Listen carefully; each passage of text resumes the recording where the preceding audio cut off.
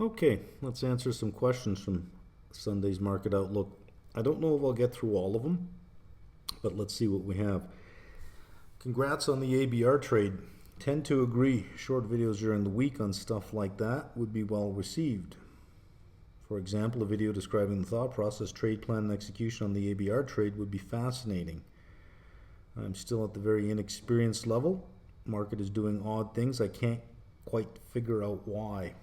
Same thing usually happens when big economic reports come out during the week and the market reacts in the opposite way to what I think.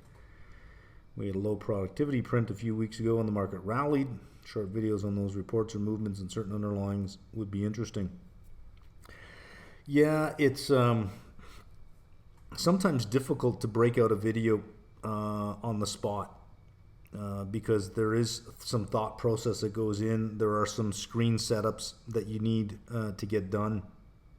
It's much more time consuming producing 5 short videos than it is to produce one long one. I have tried it before to try to do it more frequently. But I just, I am concerned about views because that's how you gauge your success. But I just don't think that I'm the kind of channel that's going to get a lot of views because it does require a thinking person. And I think that the vast majority of people really don't want to put out the cognitive effort to think or to learn on their own. I think a lot of people, as much as people talk about freedom, I think a lot of people would like to be told what to do, not given the freedom to do what they wish. Which is why channels that break things down, not break it down so that you can understand it, but break it down into simple little bite-sized things like you should buy this, you should sell this, that tell the viewer what to do, tend to do better. I have watched quite a few of the ones, I look in the finance domain, the economics domain, I look at what gets a lot of views. And it's usually stuff that, is somebody's reading a script and in behind there's, some video that's playing of, a stock chart floating in the air with the price going up, or, then the next scene is somebody sitting at a table with books in front of them, with their head in their hand, trying to figure something out, that kind of thing, that 3-second rule that if you want to keep people's attention, you have to change the screen every 3 seconds. I don't know that that's really my viewer. I think my viewer is a deeper thinker. And I don't know that, I look at that and think, well, I don't even know if I should be benchmarking myself against that. And honestly, I don't even know if that's why I'm doing this. I just look at the views and think, well, it would be nice if I had more. But I don't think that that's really what I'm doing it for is to try to get more. So I've got to figure it out, but I don't know that I'll figure it out myself. For what I have coming up, I have a significant project coming up. I probably would do well to hire somebody who is very good at video and video editing and has a history or a track record of working in video and doing, understanding those markets, I think, rather than me trying to figure it out myself. Chess grandmasters often struggle to explain their moves to broad audiences. They have more of a feel for the position, intuitively know what the right move is just from the sheer amount of time they played the game or from seeing similar positions. Do you believe these feelings translate to investing, trading, and other aspects of life? I do. I absolutely do. Do you struggle to fully describe certain market behaviors or trends you see to your audience? I do. And I think that's with anything. You can learn the science of something, but that's not going to get you to where you need to be unless what you're doing is science. If you're doing something that's part art is hard to teach. You either have something or you don't. But something that is part art, part science is called a craft. So you can teach the science part of that craft. Which is where education comes in. But to really get the feel of it, you need experience. And you can't outsource that experience. Either you have the experience or you don't. So it is not a question of, well, I learned all of this in school, but whenever I go to the markets, it doesn't seem to work or I can't apply it. Well, it does work in a general sense, but not in a specific sense. If it did work in a specific sense, I've said this before, finance and economics would be taught in computer science because, well, it would be rules-based, and it would be like math. It would be easy to do, and there'd be no market. It would just be one big algorithm running everything. So there is a level of experience that is required. Even think about things like downhill skiing. I've done that. You can teach somebody the technique of downhill skiing, but it's only after years of skiing can they then look at a hill and they can see their path through it. They can look at a mogul run, they can see their path through it. They don't have to negotiate each mogul as they get to it, stop at the top, figure out how to take the next one. They could just see their path, and they can change their mind in an instance. When they get to the top of one, they can shift and say, no, not this one, it's this one. And that is something that just comes with experience that is hard to explain in the moment. So lots of things in life are craft-like. One time, a lawyer taught me this. He said, it's not enough to learn law and to become a lawyer and to pass the bar. He says, that's not a lawyer. That's somebody who just knows the law. But that's not a lawyer. That's not somebody you want going into court. And he was trying to teach me the difference between a defense. He says, there's big D and there's little d.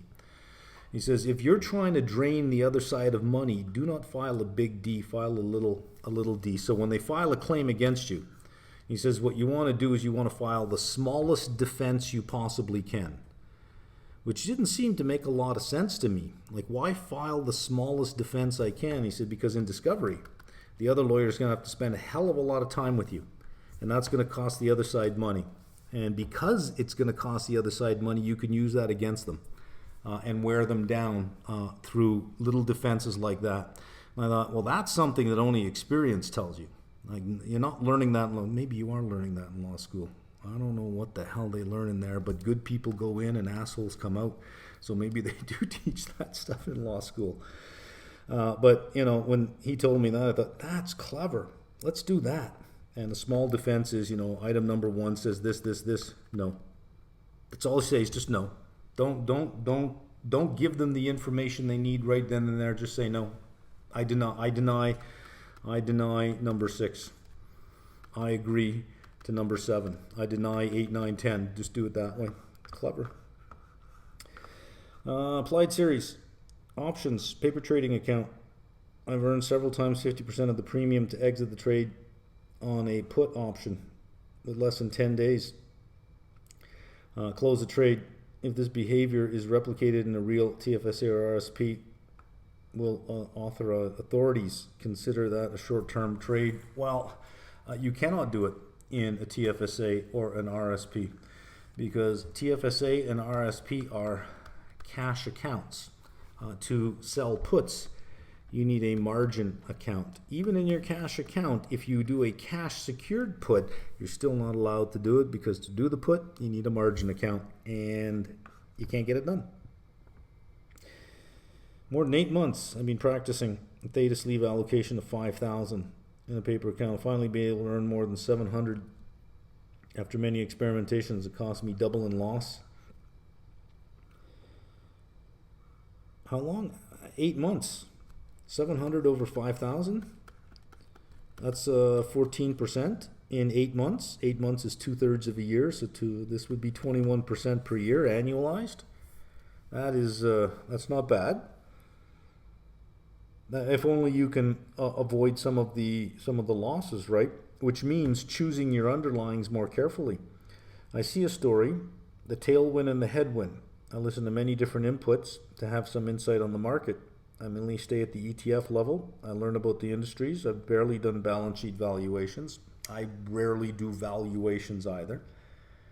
I read the 10K to know the management and what are their outlook within the industry, and it seems to be enough.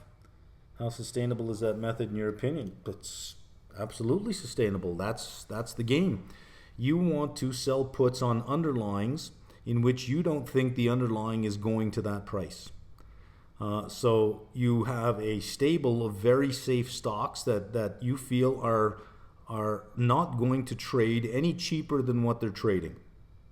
And that's how you make money. You're not swinging for the fences, right? You're looking to put a man on first. Each time you get up to bat, just put a man on first. The home runs will come in on their own. Let's see. Do you look at option premium as a percentage of strike or margin? For example, TLT June 90, 67, that's 0.7 of strike. Assume 30% margin requirement. Would the premium be 2.5% of the margin? Well, there's a direct relationship. Whatever the premium is as a percentage of strike, if the margin is 30% of the strike, then there'll be a direct proportionate relationship between the return and the margin. So what you can do is you can look at the strike and you can get your calculator out, multiply by 0.3, and then you can take the $67 and you can divide by 2,700 equals a percent. Or you could just take a shortcut and say, well, it's 67 cents over 90. And look at what percent that is. Obviously, the higher the percent there, the higher the percent here. So if you're getting like almost 2% of the strike. So let's say it's a $40 put and you see 80 cents. That should be about 6% of the margin. So it just saves you from doing all of these. You have to multiply by 0.3, then you have to do the division to get to it. It just saves you all that work. You could just look at the option chain and say, well, that's 67 on this strike. And you could just compare across a whole bunch what the percentage of the strike is, because it'll be comparable with the margin. Absolutely imagine shorter videos covering impactful events and releases in near time would be well received. Yeah, I think you're right. Here's what motivates me to think about audience size. Is I see a lot of people, and I did this on the Market Outlook on Sunday. That video that Bloomberg Originals did on that market guru. I mean, clearly you could see that wasn't going to work out for anybody. The idea that all you have to do is listen to somebody tell you when to buy and when to sell, it doesn't work that way. And to be able to come up with half a dozen to a dozen ideas every single day, there just aren't that many opportunities in the market every single day. You're going to have to chase stuff. You're going to have to make stuff up to get it done. They're not true opportunities. If at any given time the market is offering you 4% opportunities and you have a watch list of 100, at any given time there are four real opportunities. Like Warren Buffett says, you don't have to swing at every pitch. The pitches don't end, and it's not 3 strikes and you're out. You don't have to swing at every pitch. But I have found that on average, it's 2 to 4% is probably the right number. That for the most part, the valuations and the prices you see are either, I'd say for the most part neutral. Have a little coffee here. So true opportunities, I would say, are rare. So it's a matter of your watch list, and your watch list is carefully curated. You've got stuff on there that you understand. You know exactly what they are. You spent the time to get to know these things. You understand the industry. So you might have GM on your list because you've taken time to know it. And you can argue, but GM's not Tesla. GM's not going to trade at 40 times forward earnings. It doesn't matter if it's going to trade. The thing is, you understand this. So as far as the puts and calls, you know how to play this because you really understand it. You know where it shouldn't go below, and if it did, you wouldn't mind owning it. You know what management is most likely going to do if the price stays below its book value. They're going to do another buyback. They're absolutely going to do another buyback if that happens. So you get to know something like this very well. So you can play the tails of the distribution on this. Getting more than 100, trying to follow 300 different names is going to be hard. And even if you have 100, on any given day, there might be 2 to 4 opportunities on those trades. So let's say I set up a website and I'm going to tell you when to buy and tell you when to sell. I got to come up with ideas, which means I got to come up with 10 to 15, right? Well, it just doesn't exist. Either I'm going to have to go to 300, start watching 300 stocks, to get to 10 to 15 a day, or I'm going to have to make some stuff up. In other words, I'm going to have to tell you some things that aren't real opportunities at the time. It doesn't work that way. You can't just be told what to do and expect to make money. If I was that good and everything I said worked out, what the hell do I want to sell subscriptions for to tell you what's going on? I will just lever up. Now, anybody selling subscriptions will tell you it's so that we can get more money so that we can do more ourselves. That was Raging Bull's story. Raging Bull turned out to be just a big pile of horseshit in the investigation that went on after the fact. It was learned that the people involved, sorry about my chair, the people involved were actually losing hundreds of thousands of dollars on their own trades because they had no idea what they were doing. So I think there must be a better way. What if I can do something to intervene, to start to give people a better foundation so that they don't fall into this trap? I don't know that can be done. Because I think that there's a lot of people out there that just want to be told what to do. They don't actually want to put in the work to get it done. They just want to be told what to do, and well, yeah, that's sort of where I am. And if I am going to do this, then what I need is somebody who, as I said earlier, somebody who understands the market and understands viewership. But I do think shorter ones probably would be better at certain times. I just don't know that there's a big market out there for people who want to think. Question on EBR. Started looking at the business. Curious how the earnings respond to a cut in rates. As I understand, they make variable rate loans, so wouldn't the yield achieved on new loans be lower? Well, they make floating rate loans, so the rate would drop on the loans, not just new loans, but all the loans, right? But you have assets and you have liabilities, and they use repos. So the rates on repos would drop as well. So that the spread, let's say you're charging 10% and you're paying 5%, and rates drop 25 basis points. Well, you're charging 9.75 and paying 4.75. So you're still maintaining the spread. It's just at lower rates, you have less risk from your lenders because their debt servicing ability increases with lower output, so you have lower risk and potentially more demand. So yeah, it would affect both sides of the balance sheet. Let's keep going here. Made a mistake on a live Q&A. Buffett reduced his position in Oxy. He didn't. He reduced his position in Chevron. Okay. Respectfully disagree. CRA interest rate perspective. BlackRock, JP Morgan have vested interest in lowering rates so they can keep extending and pretending on their existing troubled assets. There is a separation, between the analyst and the investment side. I don't know that they would do that, but let's say that is what they were doing. Let me give you some information I got yesterday from CMHC. About the Canadian market.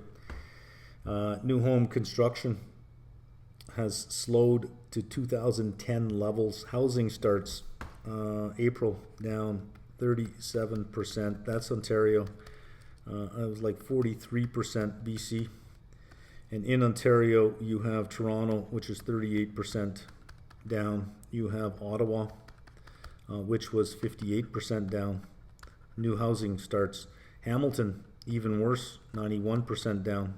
Those are huge numbers, right? Blamed two things, high interest rates. Number one, mortgages. That has dropped demand. And number two, development. This has lowered supply.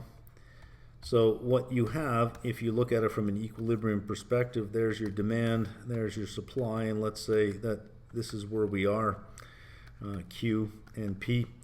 Higher mortgage rates drops demand, D prime. We would expect price to drop to P prime as quantity dropped to Q prime. But higher development costs also constrict supply. So what happens is you have an even lower amount of quantity. You have the drop from demand and the drop from supply without much resulting change in price. And that is assuming that the drop in supply was equal to the change in demand. What if it was more? You could actually have even lower quantity at higher prices. There's the US. Not so much Canada right now. So it is development costs. And we can see that in housing starts. Right, so Q1 single detached homes, housing starts for single detached homes in Q1 2024, third lowest in this century. This century, we're only 24 years into it, but it's the third lowest in the last 24 years. Projects are even being put on hold. This comes from a website called Urbanation, which tracks condo building, condo sales. That some 62 projects are being put on hold now, and the high interest rate was to blame in terms of development costs. Even builders aren't building out neighborhoods anymore. So they used to just have a plot of land, and then they would put their roads in here, right? Whatever roads you have, and then they would build out all the homes in the region. And they'd have one model home here, that was your sales home you would go to, and then you'd drive around and say, well, this one's almost done, this one's almost done, here we are, and you'd see a bunch of construction going on. Well, you had to buy the land, you had to develop the land, you have to buy the house. All of that requires construction loans with prime plus maybe 400. So what are you paying, 11 to 14%? And from the time you buy the land to develop the land to build the homes could be anywhere from 3 to 5 years, and you got to carry that 11 to 14. It just doesn't make any economic sense. So spec homes are just not being built. So CMHC did point to development costs as holding back supply, and in holding back supply, it is keeping, as we saw, when you take demand and you reduce supply, there's your price. It's not affecting price because the supply is offsetting the drops in demand. So we do have evidence that high interest rates will curtail supply to keep prices high. And again, in the US, prices going even higher because the drop in supply is greater than the drop in demand, thereby meaning that you have more demand than supply, even though demand has dropped. Remember, you did lean hogs, live cattle trade last year. Did you continue to add to your position while the spread increased? I did add a little bit. I can't recall off the top of my head how that worked out because again, I do a lot of trades. So, I mean, in the course of a year, I do a lot. So I can't really remember how that worked out. It wasn't a negative for me. Otherwise, it would have sat with me a bit longer. I just felt that it wasn't working out in the time frame, so I took the opportunity to. I probably made a little or broke even. I can't recall. Brief overview of tax implications of the trading style you employ. Well, I don't have taxes any longer. The strategy I employed was leaving a high tax area. That was my strategy. So my tax implication is, let me draw it. Let's see if I could draw it on the screen for you. Hang on, we're not done. There's a couple more zeros here. And then there's a line. So that's the tax implications of my strategy. Previous to that, short-term versus long-term, I didn't really pay too much attention to that because the opportunities were where the opportunities were. That was it. What you do is after the fact, you figure out, well, okay, I earn money this way, but I can spend money in another way. How can I spend money in a way that gives me a reduction in my income? Right? So you find ways to reduce your income after the fact. But unfortunately, with the market, the opportunities are where they are. So you can't just say, oh, that opportunity is not in a tax-friendly area. I have a chance to make, 50 grand in a week on this thing, but oh my God, the taxes. Well, you can't start thinking that way because what's the alternative? Make 1,000 instead of 50,000 with a better tax rate? Like it doesn't work out, right? Okay. Sold a call on GME. Oof, that's dangerous. Next day, 77% profit. Transaction cost is obscene, though. It's only the one as a trial. That could have gone very badly on you, right? One call doesn't sound like a lot, but it's 100 shares. This thing would have moved $60 on you the wrong way. Were you ready to take a $6,000 loss? As mentioned in the Implied series, after we entered ample reserve regime, Fed started paying an interest at Fed funds rate on reserves sitting on their balance sheet, which is almost the entirety of liquid cash banks are keeping with the Fed. I can't help but to think this policy is fundamentally inflationary, as the Fed is required to inject large sums into the banking system in the form of interest. Not really. You think it may sound like that, right? Assets, liabilities, and let's say that the Fed wants reserves. We'll just assume a simple balance sheet, reserves and bonds. And the Fed wants reserves to go higher.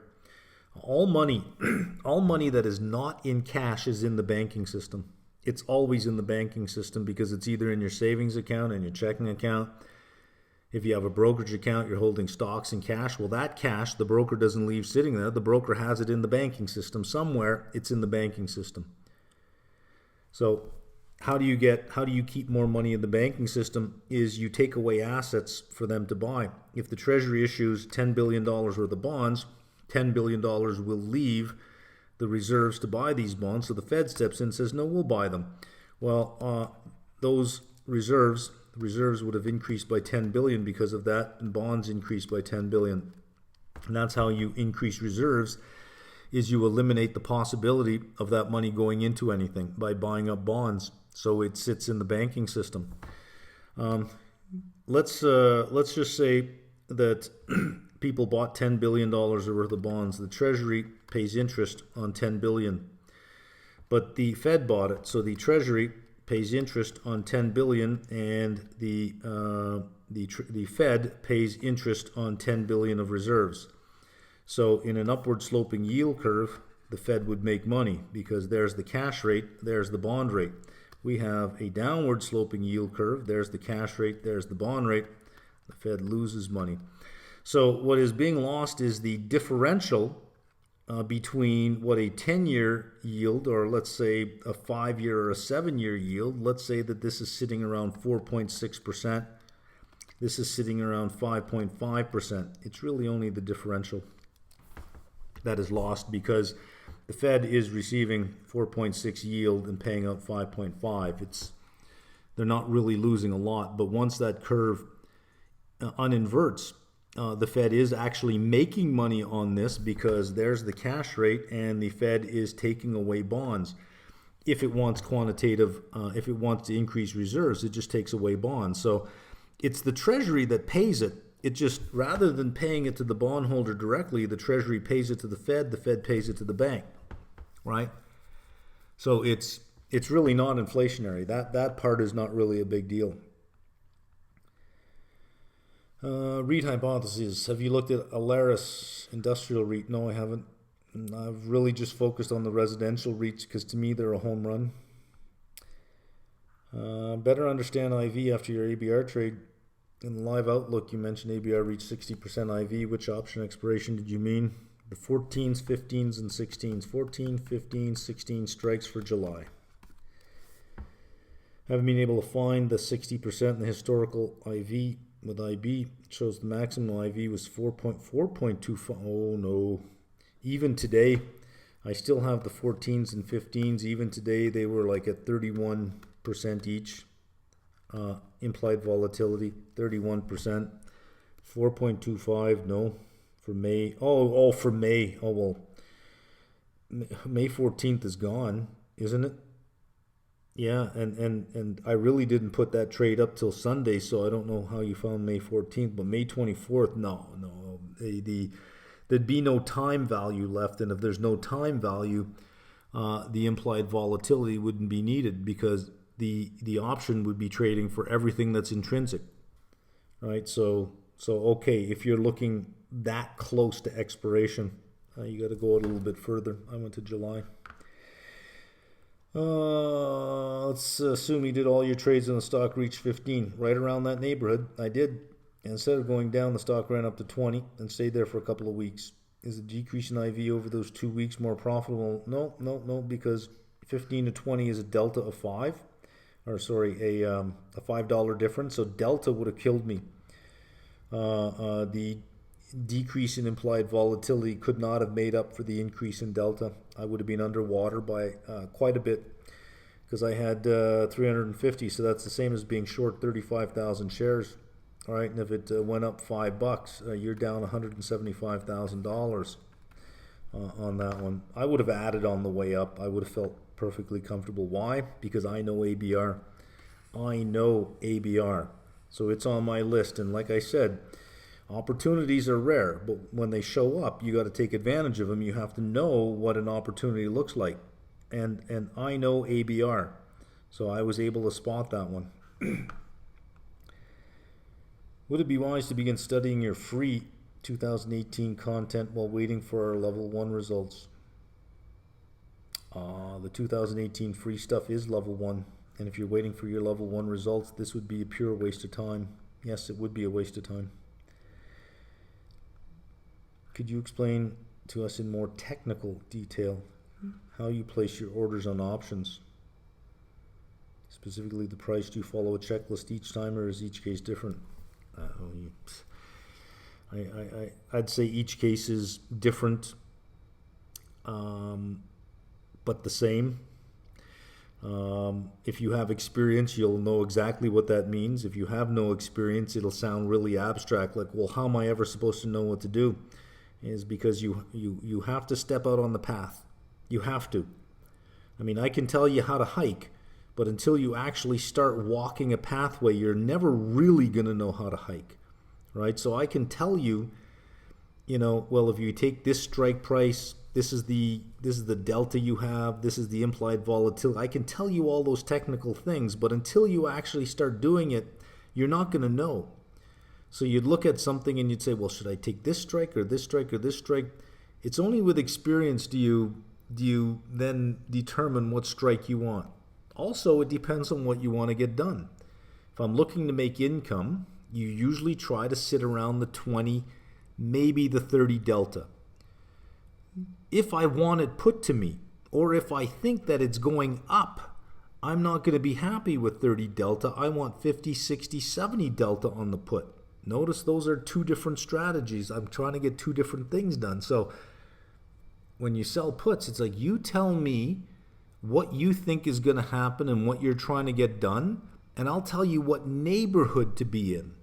But only experience will tell you what to do. Now, if you outsource your experience to someone else, well, how can you trust that that person even knows what they're doing, or are they just coming up with a whole bunch of ideas because they have to? On my channel, there is a video on these types of websites that sell you nothing but coin tosses. I forget what it's called now. I think it's search for coin toss con, because it is an old con game based on a coin toss. It's an old con game. Search for that. It was based on predicting scores of games, the score of a game, and how it's done is you tell 1,000 people, you have 1,000 people, you tell 500 that team A is going to win, you tell 500 that team B is going to win, team A wins, you tell 250 for the next game, team A will win, and next game 250, the team B will win. And let's say team B wins, you take these 125, you split it into two, you take 125 and 125, and you say, well, team A and team B, and if it's team A, look, you've done 1, 2, 3 in a row. Now you start charging money for your predictions. And out of this 125, 62 will say you're a genius. And then you raise your price on these 62, and 31 will say you're a genius. And you raise your price on these 31, and 15 will say you're a genius. Will say, look, he gave me 7 trades and they've all won. Now you really raise your price, right? It's an old con that the outcome is based on the probabilities of a coin toss, 50-50, you can still make money with 50-50, right? Well, these websites that sell you ideas to say, buy here, sell here, buy here, sell here, when they say buy this, it's either going to go up or going to go down. If it goes up, well, you're hooked. If it goes down, it doesn't matter, because the next group of people, they'll say buy here, sell here, and half the people will be right at any given time. And when you're wrong, they tell you it's your fault, you're not following the rules. This is, if you outsource your experience, this is what you're going to get. You're going to get conned. And it's a big industry, conning people, especially in finance, because it's so easy to get away with. If you fail, I tell you it's your fault. You're not putting in the time. You're not doing the work. If it makes money, I'm a genius, and you're telling people. I can't lose. Looking at IBKR option screen, there is an exchange drop-down which contains Amex, Smart, Bats, Box. Yep. Smart is the default. Mainly different commissions. You have them all there for liquidity. So IB will search for liquidity. So if you're trading 50 options, it'll look across a whole bunch of the exchanges to see where the liquidity is. Where do you get the NAV of ABR? Take their shareholder equity. Like the very bottom line on a consolidated statement is total equity, but here is non-controlling. You don't want total, because you don't want non-controlling. You just want shareholder equity. Take off the preferred share, whatever the book value of the preferred shares are, and divide that by the number of shares. Feel CFA is the best way to gain education needed to pair with experience. Well, it is a way. I don't know that I would say the best, because I don't know that it's the best way. It is an efficient way, but there might be a better way. It is an efficient way to gain general knowledge. Okay, because the CFA is a generalist designation. So it is an efficient way to gain general knowledge. I don't want to call it the best, but it is efficient because it aggregates the knowledge for you. But it's not specialized knowledge, it's generalized knowledge. In your opinion, are there other sources of education outside of fundamental and advanced college finance courses and the CFA which make sense for those looking to become... Look, if you got all that behind you, enough with the education, right? So again, education, experience, you got to put a weighting on each one of these things, and then it is infinitely repeated.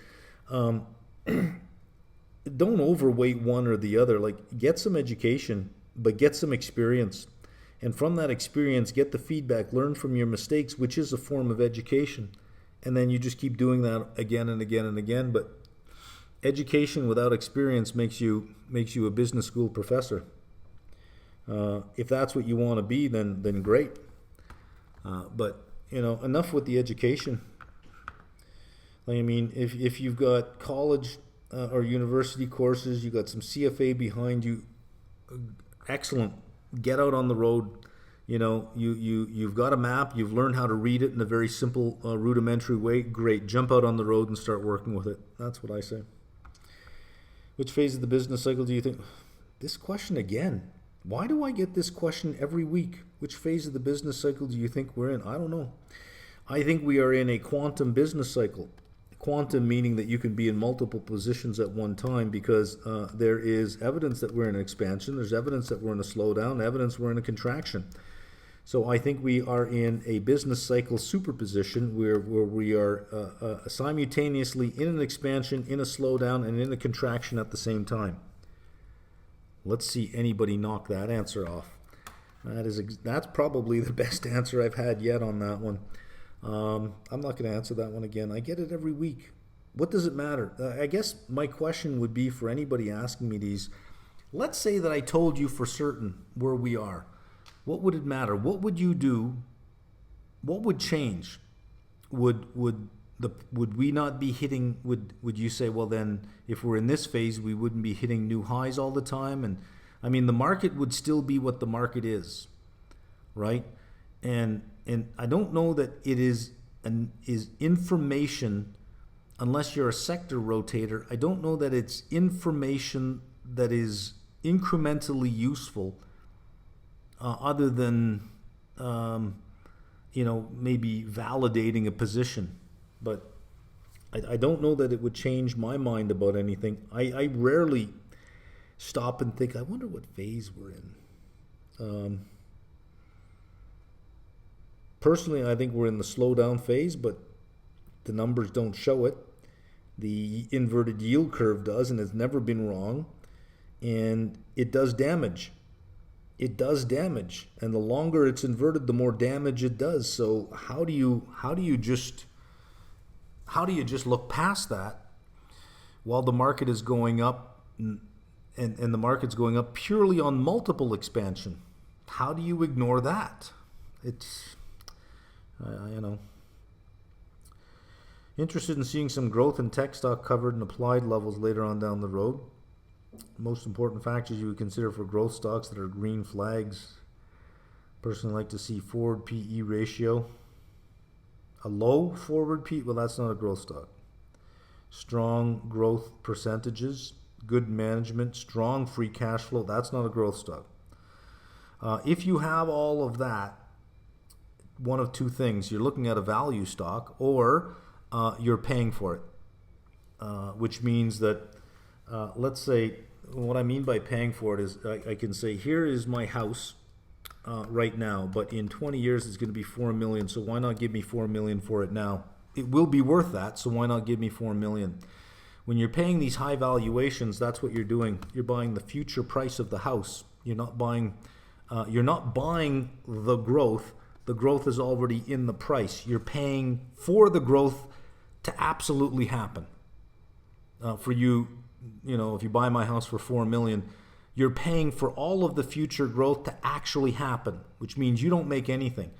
That's the problem with growth stocks, is you got to look at the valuation. You got to look at what you're paying for it, because oftentimes you're paying a price assuming that growth is absolutely going to happen. And there's Tesla. You are buying a car company at a valuation on the assumption that everything that Musk says is absolutely going to happen, and if it does, then it'll be worth that much, which is what you're going to pay right now.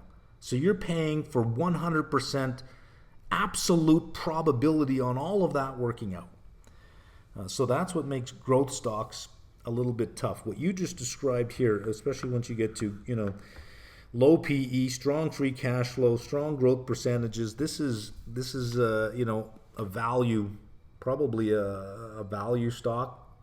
I don't know what kind of growth you're thinking about, but another way to look at it is ignore all of the other stuff. Look at the PE that you're paying for and divide it by growth. And if you get to around 1, then you have what's called growth at a reasonable price. And start evaluating growth stocks in terms of the PEG ratio.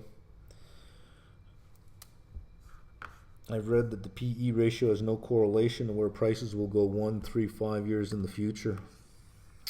Okay, so let's translate what that is. You're taking an indicator and then you're looking at it in terms of price. Anytime you look at something in terms of just price and quantity, that is called technical analysis. And what you're saying here is that you've read somewhere that technical analysis doesn't work. I agree with you. That is to say, PE ratio being at 20 or 21 says nothing about whether it would go down to 25 or 15 in the future, or just stay at 20. I agree. If you're looking at it from a technical perspective, there's nothing to see there. So let's just say this is 17.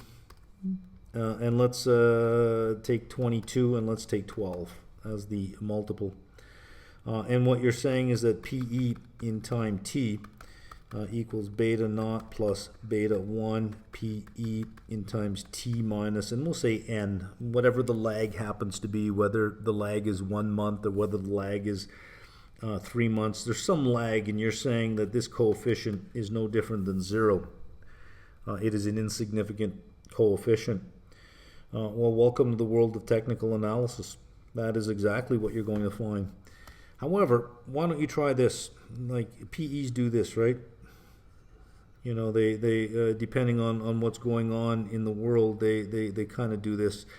Is take some extreme points and then just look at what happens while the PE is at extreme points. And you'll probably find you have significant coefficient on your predictor here. What is insignificant is the random noise in the middle that's probably drowning out the signals you might be getting at extreme points. So you can try to do that. In any case, with volatility this low, it makes sense to be a buyer of options, not a seller. What do you think of a strategy of holding calls on SPY? Market goes against you, sell puts to finance the cost of those bought calls. Yeah, that's stepping into a risk reversal. In the applied options, I said that is a good way to do things, is rather than put on these complex options trades, start, figure out, is the market going up or is the market going down? If the market's going up, buy a call. Just buy a call. Oh, the market's going higher, buy a call. If the market then goes down, let's say that you bought a call right here, and there's your call. You bought an out-of-the-money call, and the market goes down. What's going to happen is implied volatility is going to increase as the market goes down, which means you can go even further lower to sell the put for the same price as the call, and that your put would be deeper, would be much lower in price than if you had put it on day one. So yeah, you buy the call. If you're right and the market goes up, your call starts making money. Beautiful. If you're wrong and the market goes down, you get to sell your put at a lower strike price than you would, thereby reducing your risk. Heads I win, tails I win. I agree with that. The further out you go in time, though, the harder that becomes. Sometimes you just don't have the liquidity, so you have to. You may not get the put filled where you want to get it filled. So just be aware that you want to step in and out. You'd want some liquid options in there. Studying PM level 2. I mentioned stop loss. Reminds me when you shorted ES back in 23, sold puts to hedge out. That's called drawdown control. Alternative, you could also close your position. Well, that's always an alternative, right? Why did you choose to sell puts at the time? Well, because I just thought I needed more time. So I didn't want to throw in the towel at that point. I thought, no, I just need more time. Did you have predefined rules on when you start engaging in risk management? It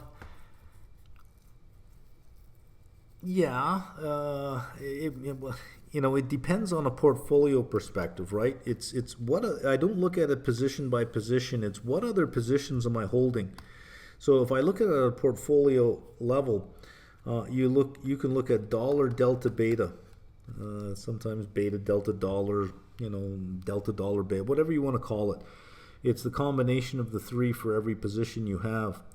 And if you're bullish, you want this to be higher. If you're bearish, you want this to be lower. So let's say that you have a short position in here and the market is going up, and your short position overwhelms everything such that you have negative dollar delta beta. Well, you need to add positive somehow. So you either got to buy some stocks because they're going up. That'll help hedge out your short position. Or you've got to reduce the exposure you have on your short positions. Selling puts adds positive beta is a great way to bring it up. So it doesn't matter how you get it up. It really doesn't matter.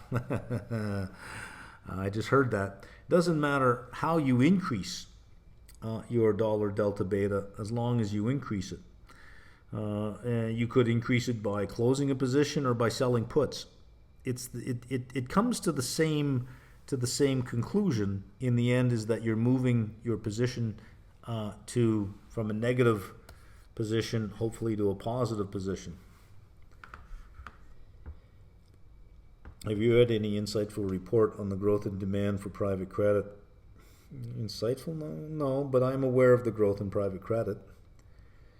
Do you have any views on whether private debt will become the main source for companies who look to raise debt? Not for companies, but for private equity, yeah.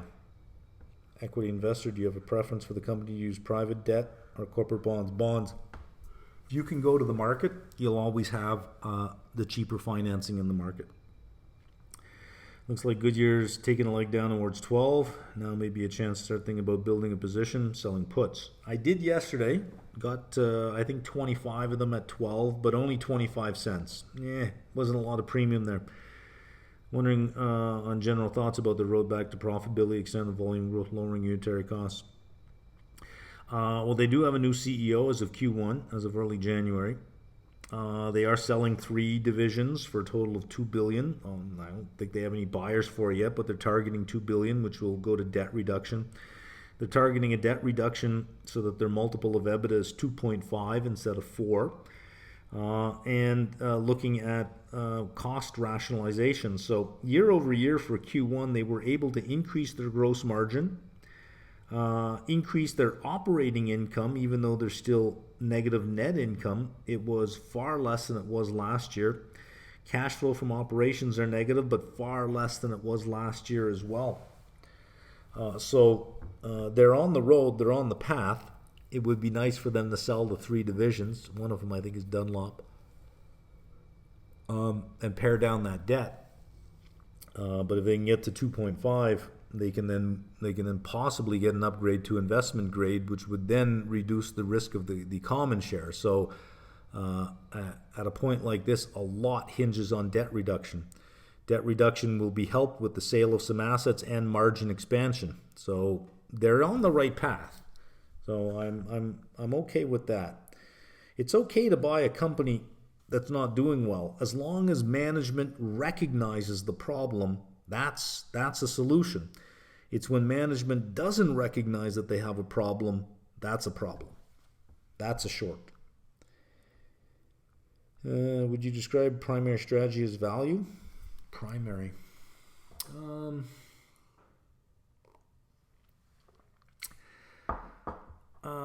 Income is probably my primary strategy.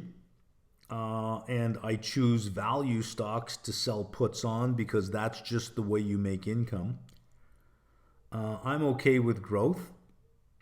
But yeah, I do not look to buy things that are fairly valued that will go up. I want to steal things.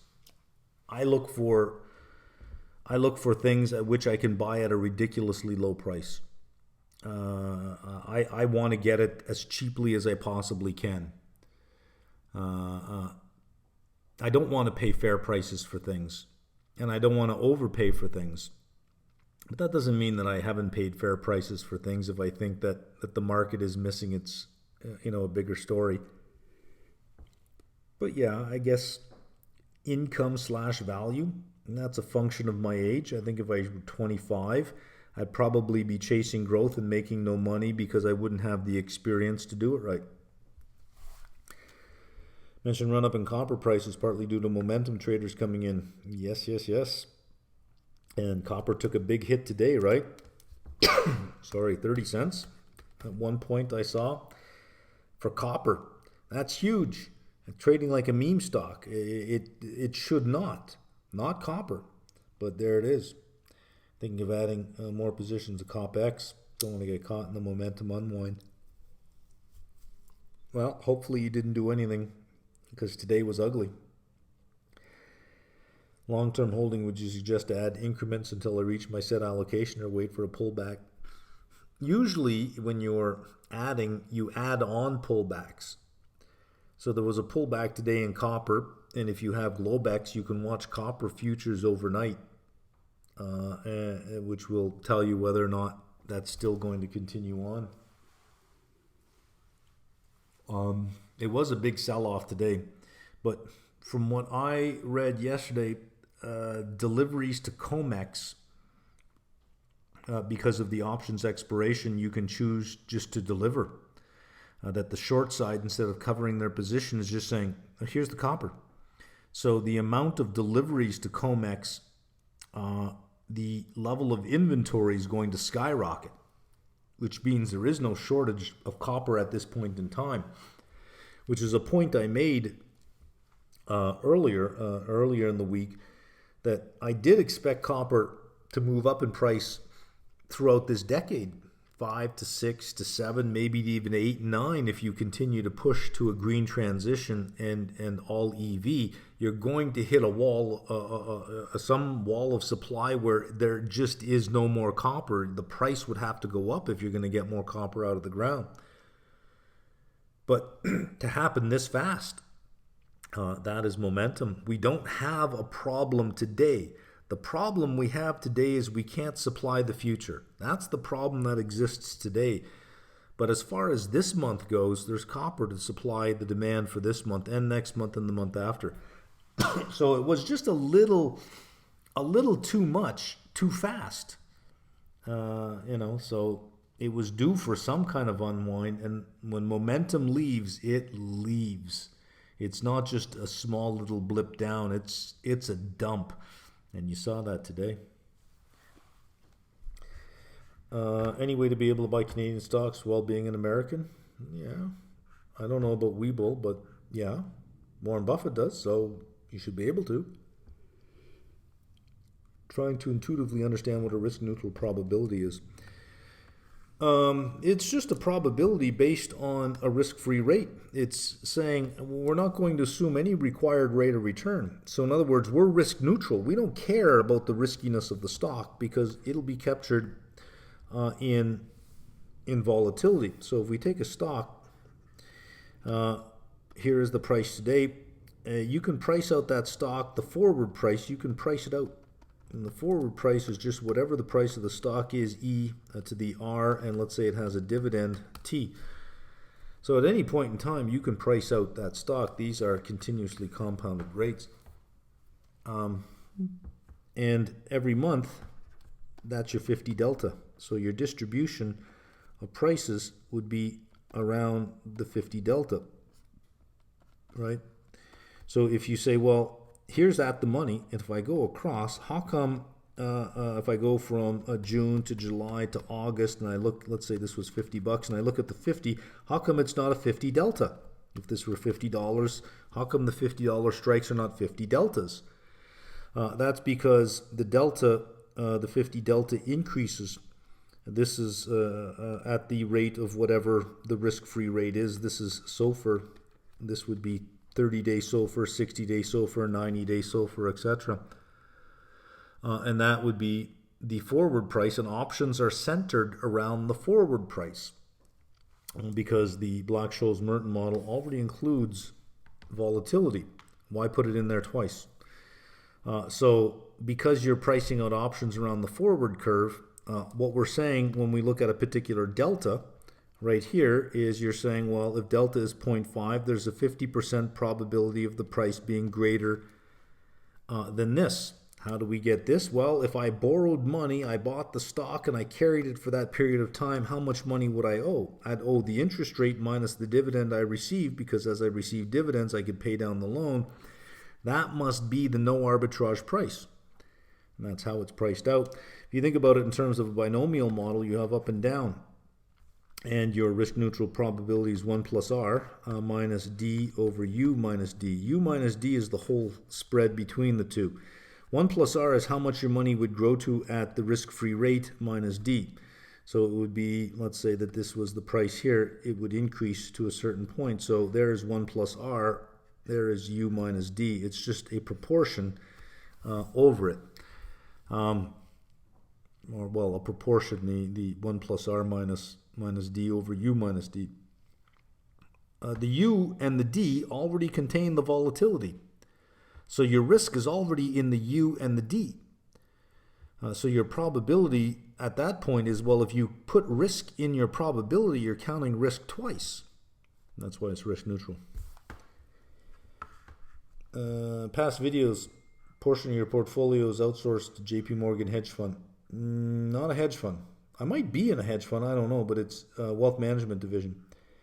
In terms of correlation, how does that outsourced allocation affect, if at all, the discretionary positions you take? Does not. I don't even consider it. Do you avoid certain positions? No. Treat them as two independent. Two independents, exactly. Any changes to your ES short position? Nope, not at all. How would you evaluate the criteria for assessing a good investment of principal residence in good investment of principal residence? Well, it's where you want to live. I would take it, right? If you could explain in specifics, that would be helpful. As an example, interest rate versus price. Should you time the market?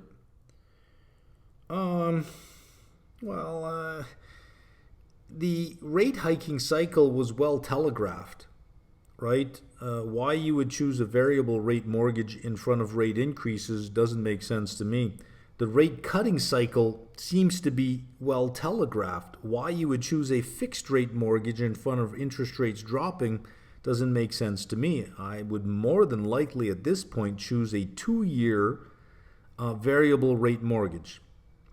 A 25-year amortization period, but a 2 or 3 year variable rate, and then in 2 or 3 years when rates are lower, lock in a fixed rate is what I would do. City, like Vancouver, Toronto versus city. If you're choosing an investment as a principal residence, wouldn't where you want to live dictate the city? Like if you work in Toronto, how can you then say no, Vancouver is the better market? As your principal residence, it doesn't make any sense. So, I mean, I think at this point, for number 2, it'd be, well, you tell me where you live and I'll tell you where you should live. How's that? We have immigration numbers data. However, should the demographic and wealth of a region's population be considered an important factor? Well, who do you want to live around? I mean, there is economic segregation out there, and economic segregation is based on the house that you can afford. So you tell me what neighborhood you're willing to live in. The cheaper the house you buy, the less desirable the neighborhood you're going to be in, right? You buy expensive houses to economically segregate you from populations that you don't fit well with.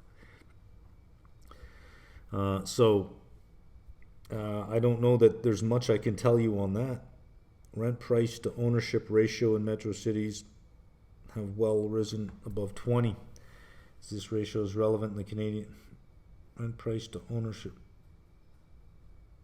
I don't know what you're getting at there by it's risen above 20. I don't know what you're getting at there. To me it reads like renting is 20 times more expensive than ownership. I don't know what the 20 means. I'm not sure what ratio you're talking about, so I'll pass on that. Looking at beta, is there a market consensus on which look-back period to use? Not really.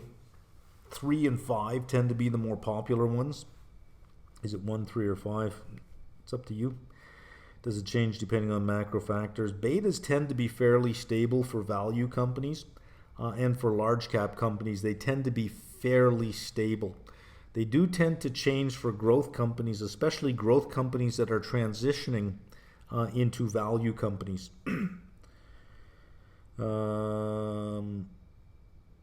Should you use 3-year beta to avoid the initial COVID reaction, or should you use 5? What would it matter? I mean, the market went down, but so did stocks. So the beta relationship should have been the same. Correlations would have all increased. So betas would have gotten tighter together. I would say do it both ways. Do a 3 and do a 5 and see if it makes a difference. Don't understand why rents are dropping and yet the shelter component CPI is rising. Shouldn't they move in tandem? So let me show you when they wouldn't move in tandem. Back down again. And rents are falling. Right? It's clear that we could see rents are falling, but year over year, rents are up. And if you go back to where it was last year at that time, you still have an increase in rents even though rents are falling. So that is why. So over here would be a bit of a drop. Over here would be here. Rents are finally flat. Meanwhile, you say, they've been dropping for 9 months. Yeah, but the way it's compared to, it finally is flat there. And then as you go forward, the lag is going to increase and this is going to decrease, showing big drops going forward.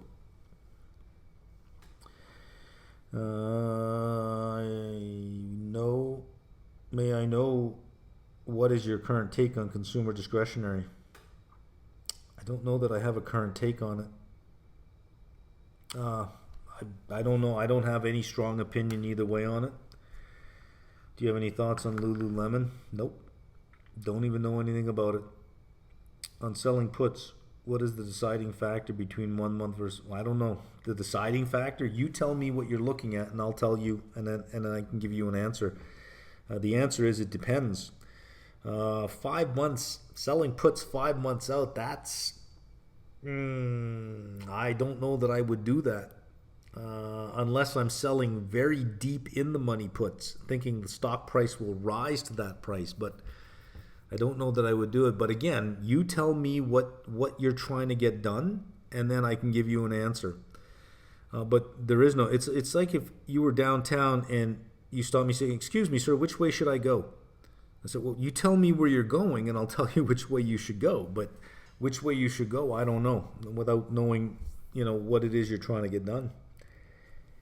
Usually sell puts on a company that recently crashed in stock price and trading below valuation due to temporary events. But I prefer 1 month due to the probability of another significant decline being lesser.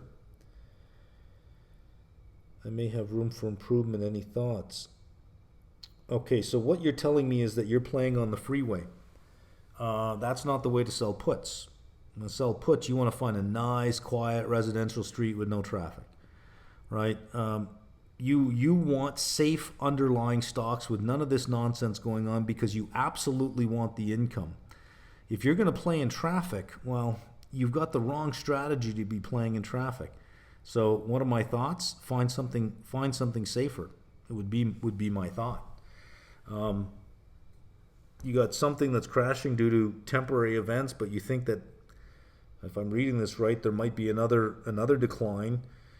Implied volatility is high, so that's a lure, and you want to play in traffic. Well, I don't know that I would do that.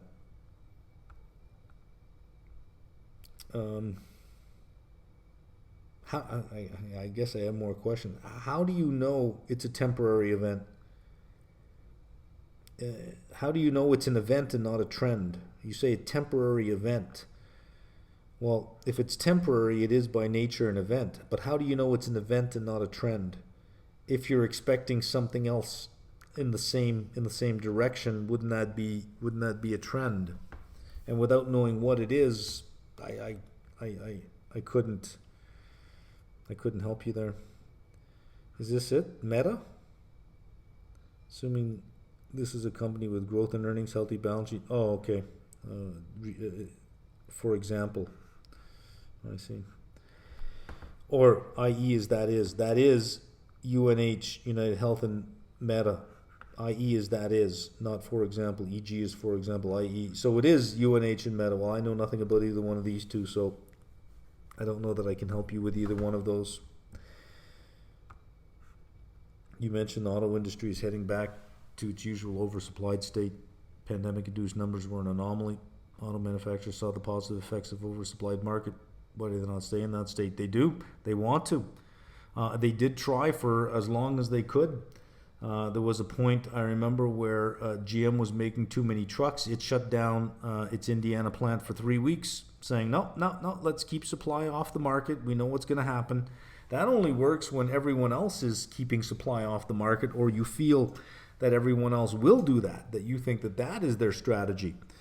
But you have Chinese overproduction right now in EVs. What are they exporting? 5 million a year, dumping it into Europe and other lesser markets, but dumping it. You have the U.S. has raised tariffs on it because they don't want it in their market. For you to stay in a market of underproduction, you have to count on everyone else staying in a market of underproduction. But when everyone's fighting for market share, and I think everyone's going to stay in underproduction and undersupply the market, I am definitely going to oversupply. Why? Because I want to gain market share at your expense. But now I think if I'm going to do that, then everyone's going to do that. So if I don't oversupply, I will lose market share, so I must oversupply, and then everyone feels they must oversupply as well, because if they don't, if even one person oversupplies, they'll gain market share at your expense, and market share is huge. Market share is a significant thing.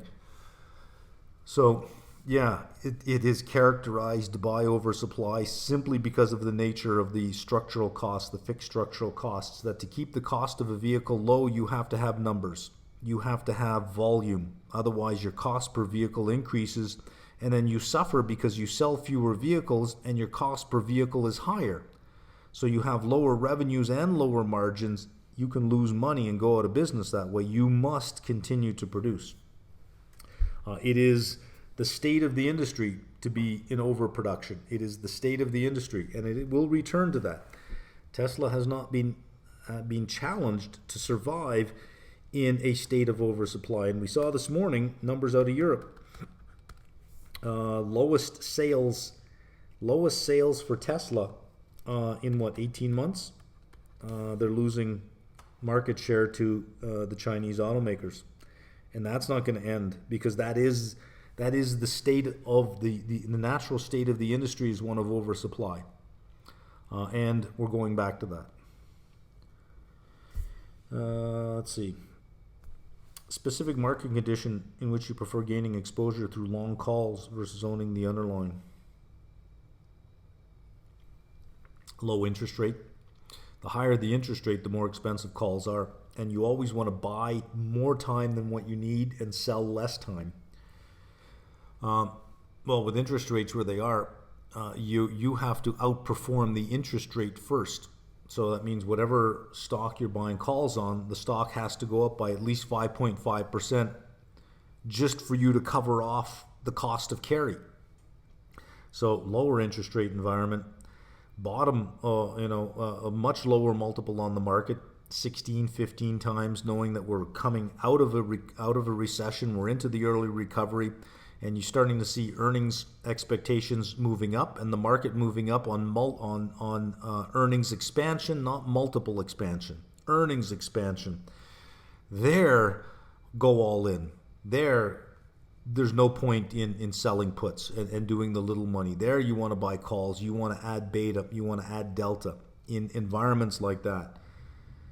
High multiple markets with high interest rates. The carry that you have to overcome at an already overstretched market doesn't make any sense to me. There, I think it's better to sell puts on good value stocks. Thoughts on Dave Ramsey and his philosophy of not having any debt? Dave Ramsey is speaking to a household. He's not speaking to an investor. He's speaking to your average person, your average working person out there. I don't think it makes a lot of sense. I don't agree with Dave Ramsey on everything, but as Peter Lynch once said, it's difficult to bankrupt if you don't have any debt. It's also difficult to buy a car. It's also difficult to buy a house. You got to save your entire life just to buy a house because you don't want mortgage debt. You've got to go to school. You are going to medical school. You don't have the money to pay for it. What do? Work your whole life to be able to go to medical school or take on student debt to earn a education that pays more than what the debt cost you. There are smart ways to use debt, and there are stupid ways to use debt. Stupid ways to use debt is to go into debt $100,000 for a liberal arts degree. That's pretty freaking stupid. Credit card debt, that's pretty freaking stupid. Going into debt to buy that big screen TV, that's pretty freaking stupid. Going into debt to take a vacation, pretty freaking stupid, because you're not buying anything that has any productive value. But mortgage debt, how is that stupid? Right? You're paying interest on a declining balance and owning a house that over the long term appreciates. That's a carry trade. What's stupid about that, right? No, he's not talking to sophisticated people. He's talking to the average blue collar worker, and I think he's talking more about consumer debt. Not household debt. Not mortgage debt. You have to eliminate mortgage debt because you'll pay rent the rest of your life if you never want to have debt. Worth it for small retail traders to pay for subscriptions to Koifin or Seeking Alpha? Well, you tell me what it is you want to do, and I'll tell you whether it's worth paying for it. I don't know how sophisticated you are. I don't know what the size of your account is. I don't know how much time you want to spend at this, so I don't know Seeking alpha, what you're doing there is you're outsourcing a lot of your thinking. On that is you end up following somebody who writes about something, and you'll never really understand it. You're just going to read what they write and sort of trade in that direction, but you don't really know it. Koifin is more about data, but then you'd have to know what data you're looking for and why you want it and how it's going to be helpful. For the most part, I would say that, for the average retail investor, well, actually, I'd have to break that down. The average retail investor doesn't want to think. They want to be told what to do. I mean, they really do want to be told what to do. For those who actually think it through and want their own, are doing their own thing, I don't know that you need Seeking Alpha. You need some data site, but you could probably get 80% of what you need from publicly available resources.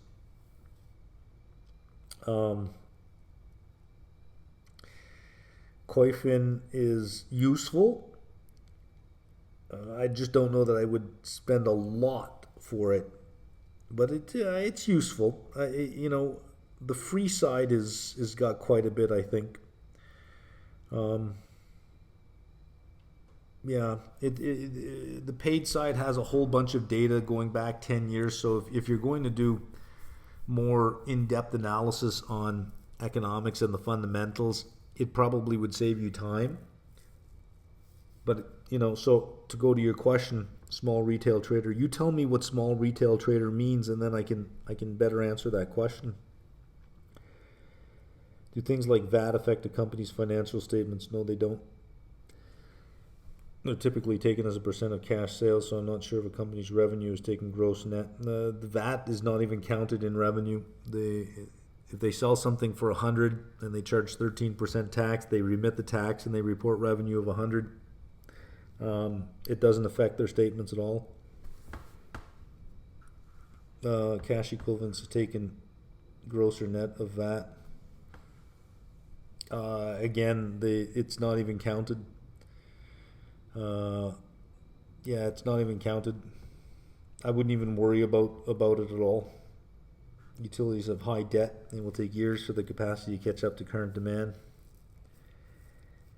Who cares if they have high debt?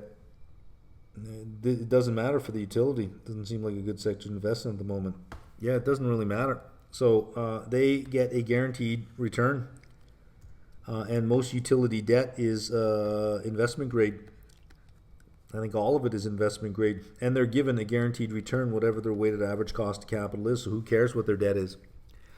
You need capital, and you can get capital from debt or you can get capital from equity. You got to pay for it. So the debt gets a return and the equity gets a return. And depending on the weighting, the proportions of it, that will be your weighted average cost of capital. So your equity is guaranteed its equity return, whatever it happens to be. So the regulator comes to the utility, says, okay, well, these are your assets. This is your weighted average cost of capital. This is the amount of debt you have. Here's your equity. So you need this much net income for the equity holders. And then they work their way up and say, okay, you need this much revenue. You have this many subscribers. Divide the revenue by subscribers. This is how much they pay. Period. That's how rates are set. Rates are set such that the revenue requirement is satisfied so that the income provides the appropriate return to the equity holders. Who cares what the debt is? Who cares? Take years for the capacity to catch up with current demand. Good. That means that their assets will be increasing at a nice fast rate each year, and their return to equity shareholders is purely a function of the level of their assets. You want greater earnings per share. You need more assets. That's the only way to do it. You need an increase in your rate base. Your rate base is the amount of assets that you have. Has Brookfield ever crossed your path? Not really. Trading well below NAV. I can't find a reason why. Commercial real estate, right? Other than multifamily and commercial real estate in the U.S. So even if it had multifamily, still a problem. Brookfield, no. Most tax efficient way to proceed with a brokerage margin account in Canada for a buy and hold strategy.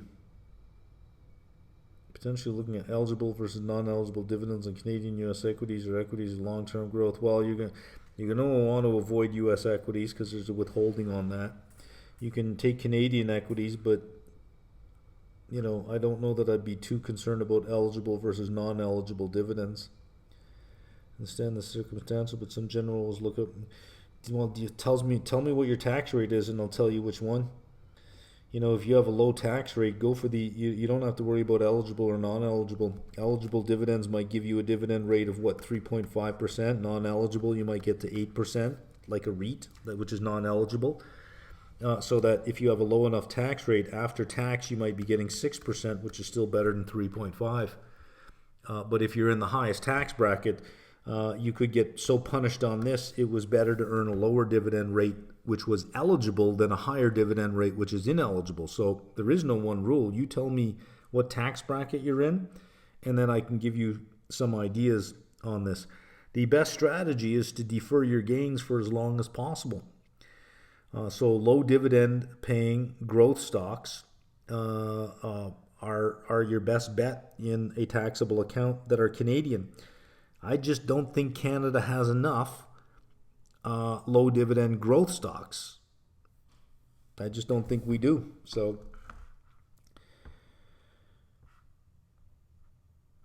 how it works when you sell a call on an underlying for which you have a synthetic long but no shares. If called away, does the broker liquidate the synthetic? No, if it's called away, you have a short position.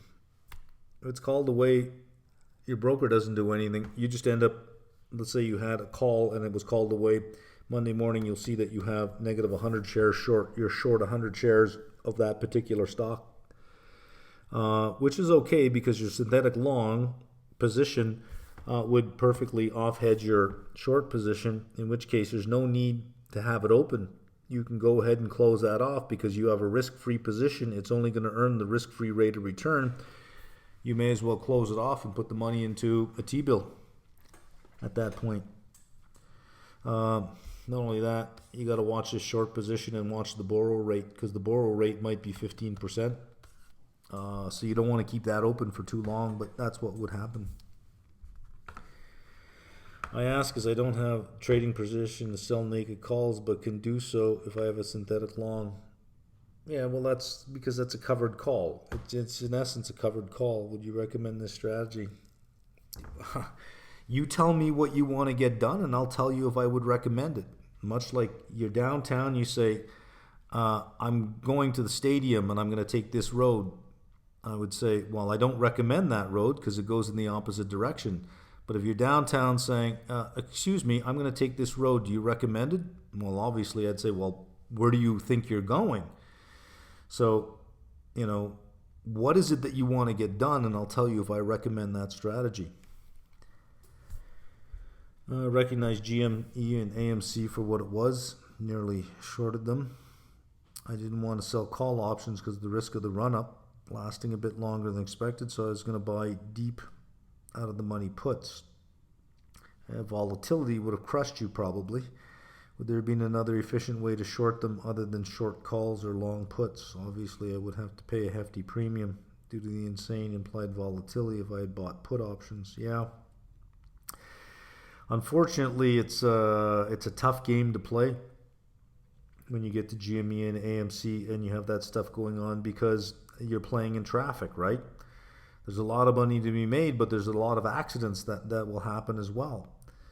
So you look at it and it's a lure. Everyone's making money. Oh my God, I got to get on. It's a lure. You want to be in on it, but it's a dangerous game to play. I didn't even go anywhere near those ones. I knew it was going on. So I'm not touching those at all. There's got to be easier fights to win. Robinhood doesn't have a highlight screen. Just has a good UI and is pleasant to use. Interactive Brokers is very hideous.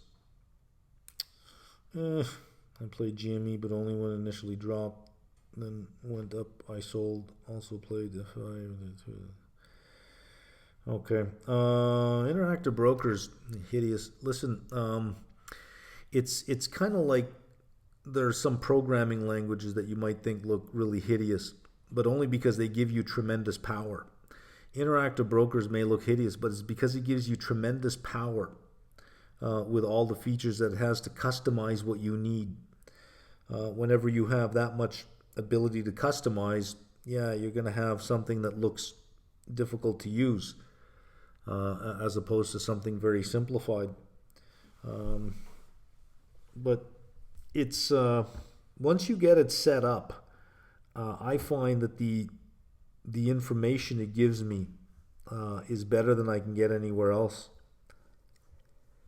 Recent developments of S&P 500, are you now more or less confident with your shortly open beta? I'm not more or less. It is what it is. It allowed me to extend my long positions. It's a short extension. It is what it is. It serves its purpose. When I sell calls on a position, I don't like to sell more than 45 days so I can take advantage of the time decay. Why did you sell calls, ABR, with days to expiration more than 45? Just a feel. The further out you go, the higher the implied volatility. July had a step up in implied volatility over June. Not significant, but enough. So I picked June. I picked July for it because I figured that's enough time for it to wear out. I don't know how long that was going to go on. I don't know if that was going to be a 2-week thing or 3-week thing like it was last time. So I didn't want to pick it too soon, so I picked July. Just, yeah. Do you know where I can find the original constituents of S&P 500? Google.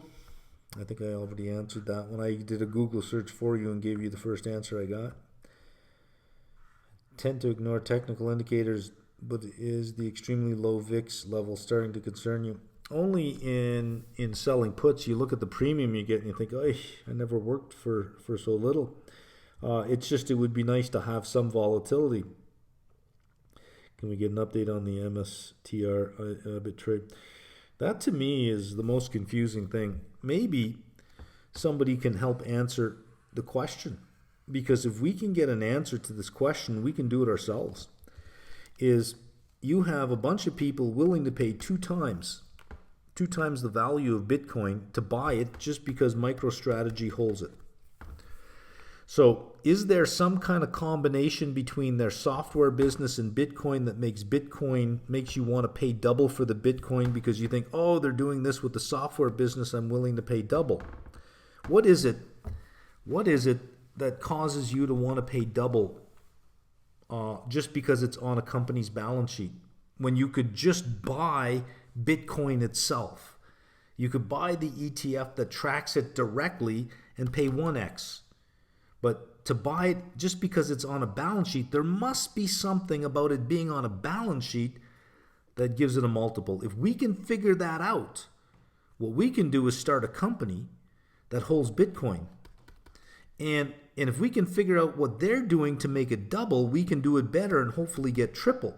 Get people to buy this company here and say, well, we hold Bitcoin on the balance sheet. And since Bitcoin on a company's balance sheet is worth a multiple of Bitcoin on its own, if we can figure out why, let's get it to 3x, and then we can sell all our shares to these people who want to buy it on a balance sheet. And we could buy a bunch of Bitcoin for 70 grand and sell shares at 210,000 and just walk away from it. I don't get why it being on the balance sheet of a company makes each Bitcoin a multiple of what you could buy Bitcoin for if you just bought it yourself.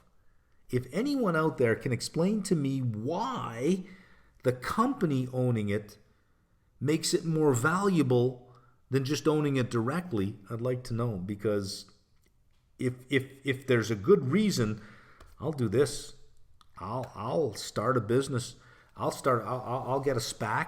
I'll buy a private business. We'll have a business. Then I'll say, we're going to load up on Bitcoin. And if we can have a book value per Bitcoin that's double what the market is, even triple what the market is, let's do that. Let's do that. That's the biggest money-making thing out there, is to convince somebody that something worth 70,000 is worth paying 150,000 for, or 160,000 for, just because we own it. I mean, if you can tell me what the mechanism is, I'll do it. I'll do it. But I don't know.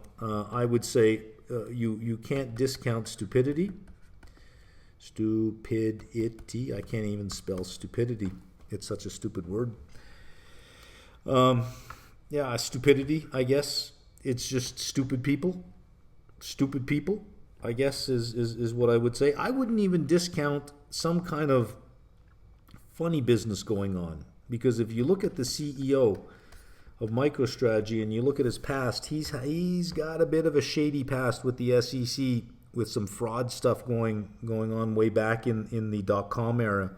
He had some funny stuff. I can't quite remember what it is, but I read it thinking, well, this is a deal. Like why would you put this guy as a CEO of a company if he's got this kind of shady past? But I wouldn't rule that out. Not, I have no evidence of that, by the way. I'm just telling you. But given the past, I wouldn't rule it out. But massive stupidity, I would say. Maybe a little bit of shady business going on. Maybe it's a conduit. Now I'm just making this up off the top of my head. Maybe it's a conduit for laundering money back into the system.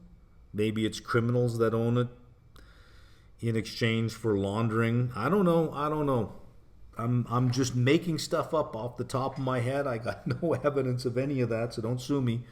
But given the propensity of the CEO in the past to engage in, well, you'll see, you can Google it and read the activity that he engaged in. Given his propensity to engage in that activity, leopards don't change their spots, man. They don't change their spots. They just find new jungles to hang out in. Home builders, still bullish long-term despite the run-up? Long-term, but short-term, not really. Not really. Given the backdrop, expected mortgage rate decline in the future, no inside housing supply. Longer-term, I think we need to start to see rates come down and some of this euphoria come out, because man, did they run. And so what do you think of BLDR? It seems to be an emerging disruptor in the home building space with the online design platform, material supply, vertical integration. I don't know anything about that. I know nothing about it. Nothing about it. I wrote a question, previous market outlook, I think it was removed. I don't remove anything. The only thing I remove are those, I can't believe you're talking about Maria Douglas here. Maria Douglas helped me earn 5.6 Bitcoin this week. Maria Douglas, you can find her on Telegram. Like, I remove that bullshit because it's bullshit. Your thoughts on the rise of income generating ETFs? I know quite a few people that swear by them, even at the tune of multiple hundreds of thousands. Some of them are more on broad-based ETFs, but some of them will be on single names. To me, it feels like the mind of strategy where everyone using these funds are geniuses during a bull market, but once you hit the down market, income generating ETFs usually sell calls. So how it works is usually it's a 30 delta call. The ETF's at $30, they'll find a 30 delta call and they'll sell a call.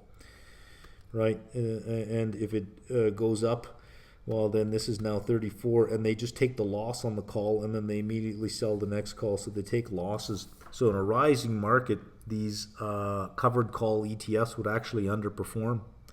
In a sideways market, these covered call ETFs would tend to do fairly well. And in a falling market, they won't do as bad as they normally would have. So it depends on the strategy that they're doing. Some of them sell at the money call, some of them sell 30 delta calls. So it's not a matter of income generating ETFs. What income generating ETF? Some use puts, some use calls, some use straddles. I'd have to know a lot more.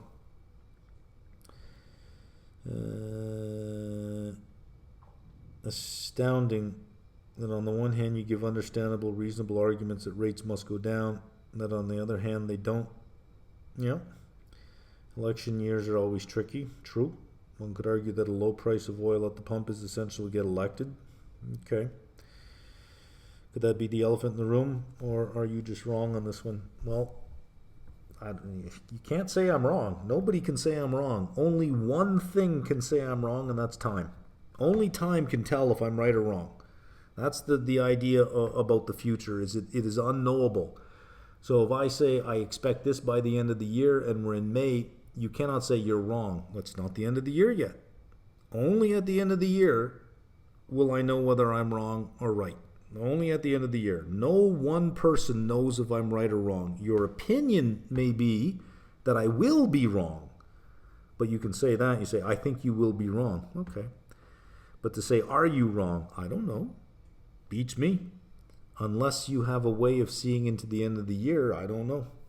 So it's just, I feel a certain way about things, and we'll see. I have had this problem in the past.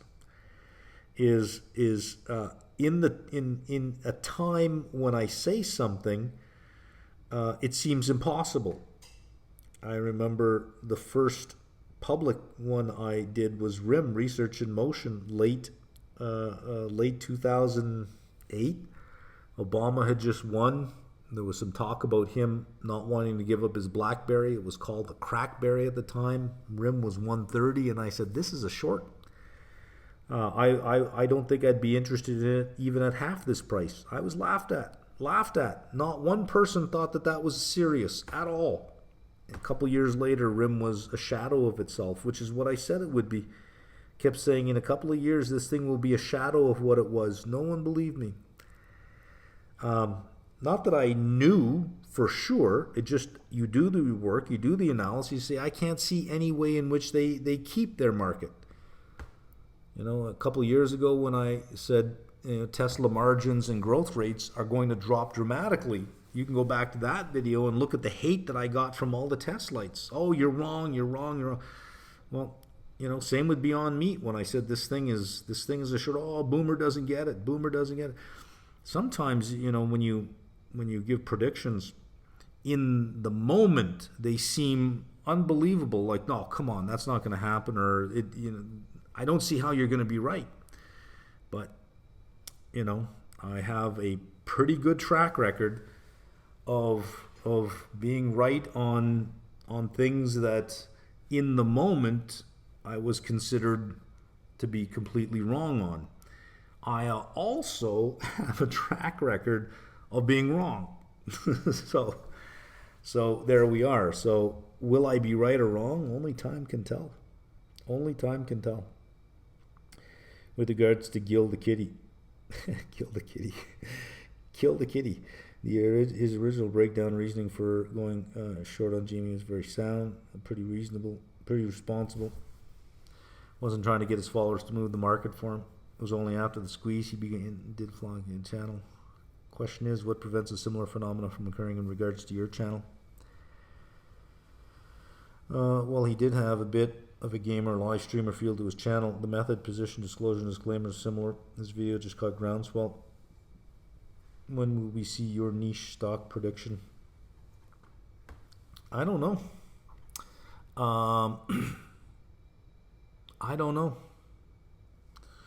I think that he hit he probably is one of those. It's one of those things where it was at the right time with the right market, right? You can't discount the role that luck plays in life sometimes.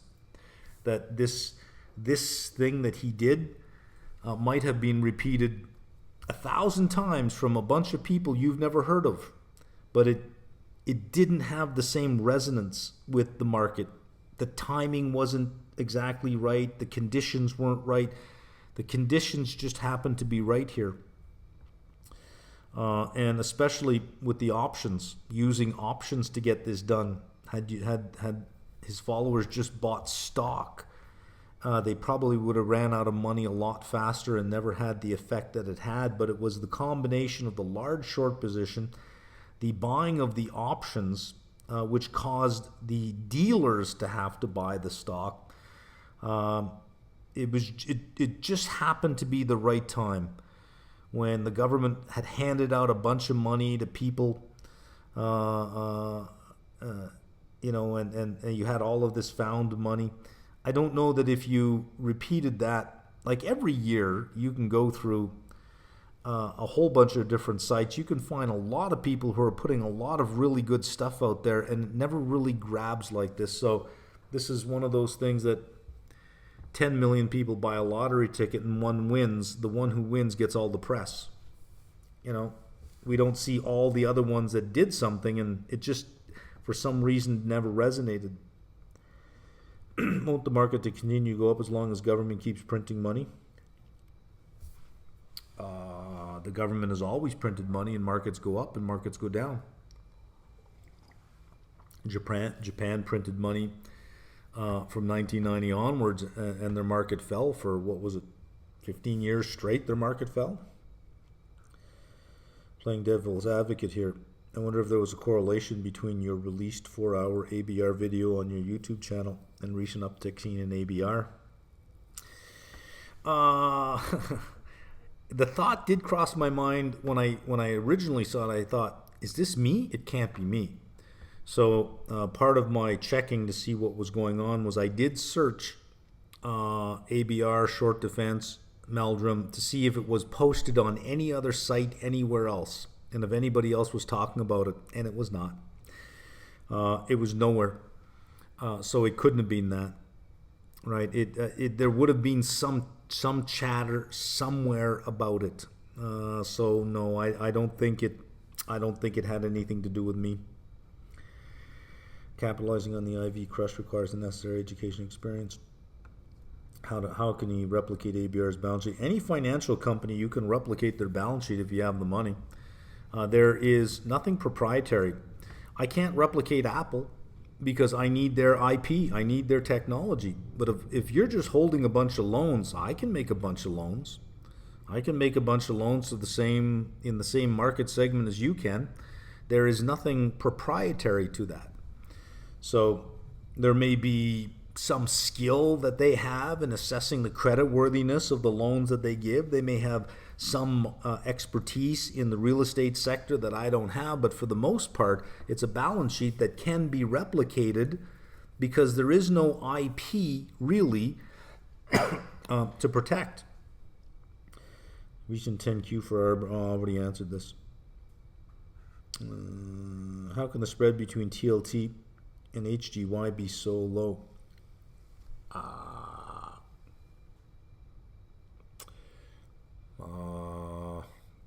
Why using TLT?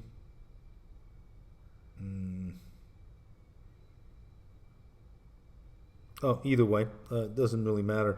Yeah, it is low. The OAS is extremely low, so I don't even know that we have to look at spread. You could just look at the OAS because that is the spread above the risk-free rate. Also, I don't know that TLT is the right one to look at. If you're looking at high yield usually has maturity schedules under 10 years. Very rare that you'd get a 15 or 20 year high yield bond. Investment grade, yes, but high yield, maximum 9 years. Usually they're 3, 5, or 7 years. So they would be priced at whatever, let's say they're 5 years, whatever the 5 year is plus some spread. That's the OAS. So I don't know that you would go all the way out to TLT, which holds 20-year plus bonds, and compare those two. You could just look at the OAS and say the OAS is low. Yeah, it is. Someone called Berkshire and tell them to put their capital to use in these copper mines. They could do something similar to their utility business, put excess capital to use better in publicly traded copper mines. Why? Why would you want to do anything that would increase the supply of copper at this point? I don't want the supply of copper to increase. Because if you increase the supply, you lower the price, then nobody makes money. I don't want the supply to increase. Lack of progress with GPT-4 is telling. Human taught us not predicting the next move, most likely.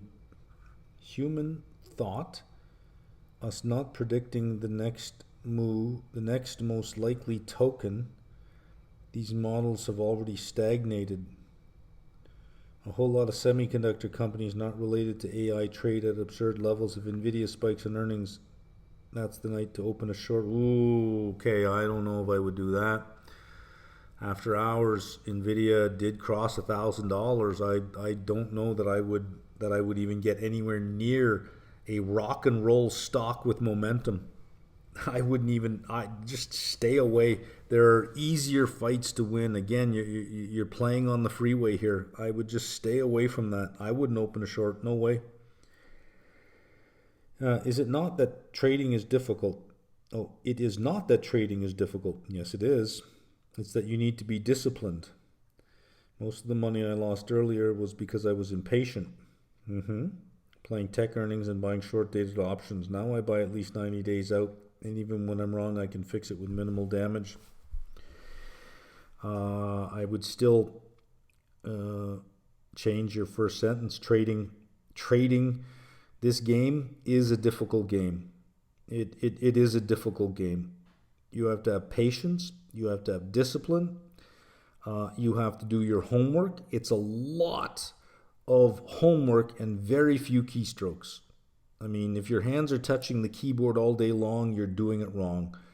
It's a lot of sitting by and waiting. Sitting by and sometimes days on end where you're doing nothing.